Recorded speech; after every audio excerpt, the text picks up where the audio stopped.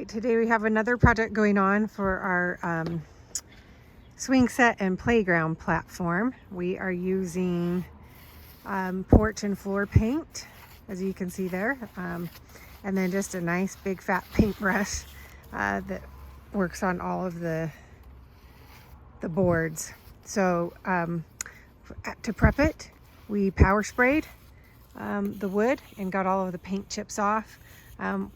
We could spend some time sanding it, but we've had this on for a long time and it works really well just to power spray off anything that's loose and then just apply a nice thick coat of this to the boards. It keeps it for quite a number of years. Really good without getting slivers or splinters when you're up here playing on it, and just gives it a nice fresh protection. So nothing too difficult or hard on this, just a matter of spending the time doing it.